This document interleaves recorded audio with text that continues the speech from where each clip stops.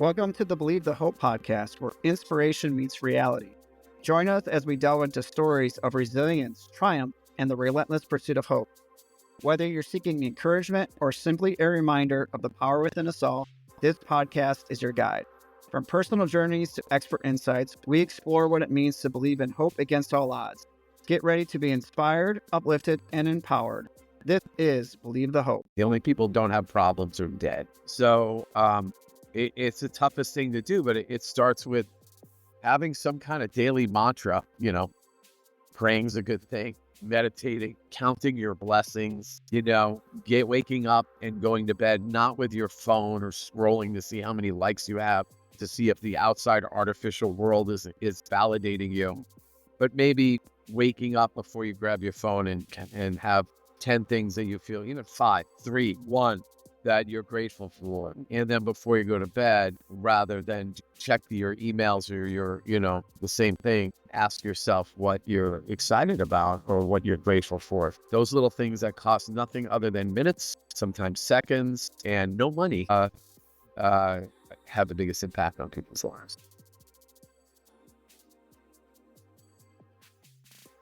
Hello and welcome to Believe the Hope podcast here at SoFi Stadium in Los Angeles. I'm here with Dr. Howard Cohn, and he's going to fill you in about what he does and who he is, and then we'll talk about the topic of hope. First of all, I love the topic of hope, so thanks for having me here. Welcome. And super thrilled to be part of this. Super great. I'm excited for this message and where it's going and what you're doing. So thank you. It's going to help a lot of people. So good. Super good. So Doctor of Chiropractic, run a natural healthcare center in Southern California in Costa Mesa. A lot of things going on there. It's basically the one-stop doc. We call it the Cohn Health Institute. Okay. We work with people physically, nutritionally, emotionally, chiropractors, naturopaths, body workers, acupuncture, all these different healing modalities, wellness, IDs, anything you think of to help people move from where they're at in their health to where they'd like to be. So similarly to you, always looking at what's new, what's next, what can actually bridge the gap, not just with where people are at with their health, but their education, to understand that there's nothing more important than their health. Yeah. So nutrition's been a big part too. I mean, I've made nutritional products, developed nutritional products, launching my own brand, Cohn Nutrition, very soon. And then have our podcast, or not a podcast, our summit called the Biostacking Summit, showcasing doctors who do next level kinds of therapies and help the world know that there's hope, that they don't always need to go with what the one doctor said or, and to show them that there are things that they didn't know they didn't know.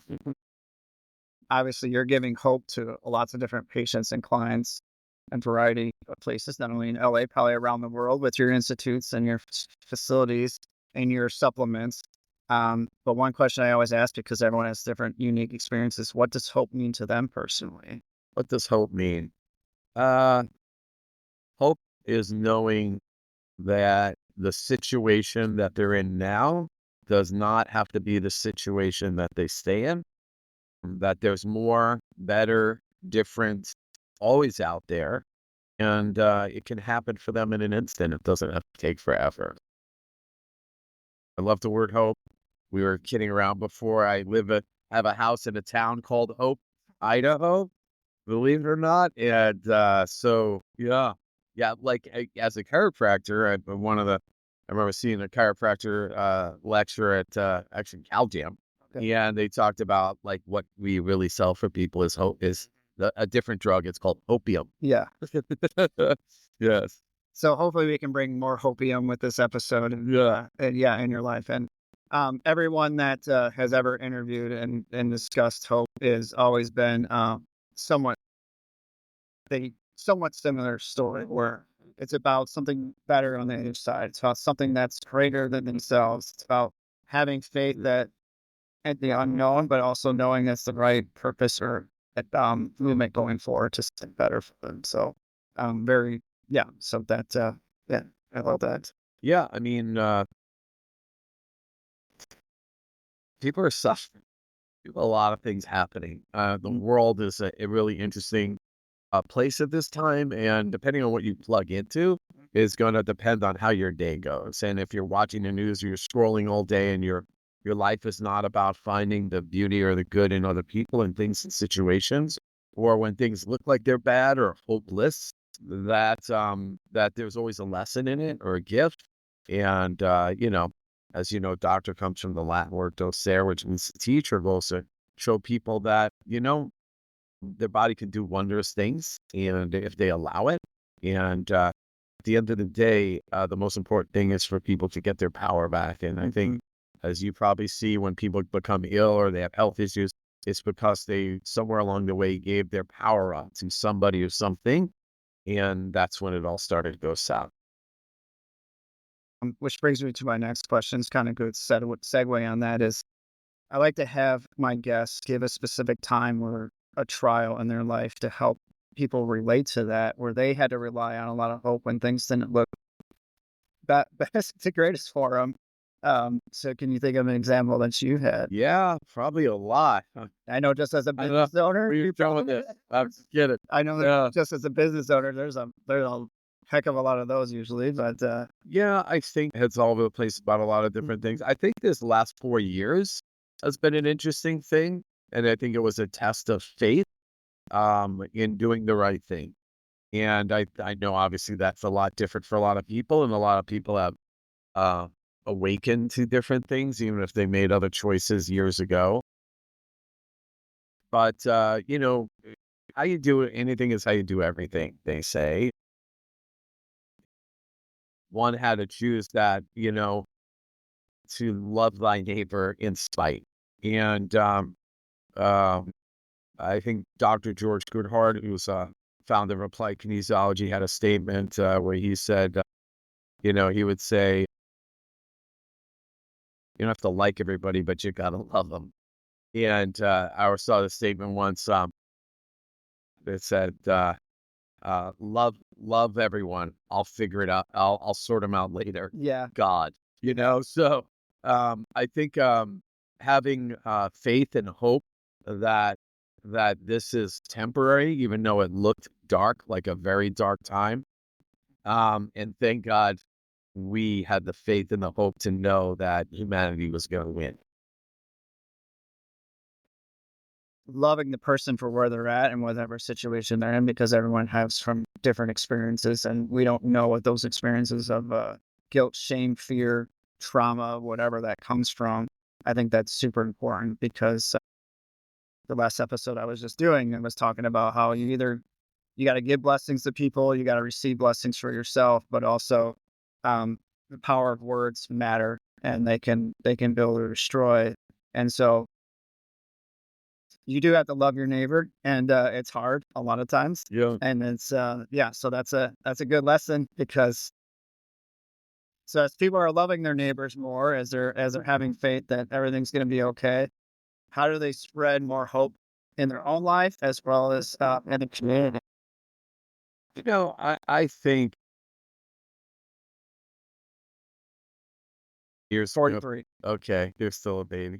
So it was like a little movement for a hot minute where people did what we called random acts of kindness.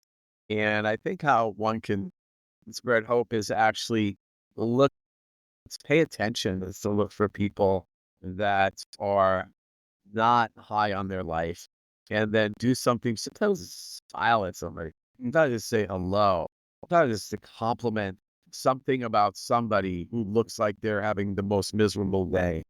That could change the whole trajectory of their life and their day. So for a lot of people, it's really doing those kinds of things. And really, as good as it makes the other person feel, it makes the person doing it even feel better if they allow themselves. So you mentioned in your definition of hope is looking for something better in the future. How does one maintain the hope or the betterment of the future that they're looking forward to, but also ground it into the area that they're at? Well, I mean, in our profession, we have a philosophy that we're founded in. Well, although kids getting out of school today, I don't know if they know.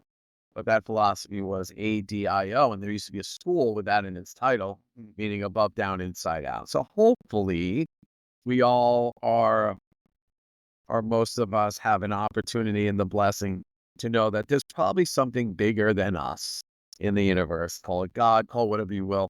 And that helps us have faith that we can take the next step. The doing this now is to take the next step. You know, the most important thing I think people can do is to execute, is to do something. You know, if you're walking, the saying is, if you're walking through hell, just don't look down. Down, you're just going to look like you're going to focus on where you're at rather than where you can be. And yet there's an appreciation for where we're at, because where we're at a moment in time is going to be gone one day.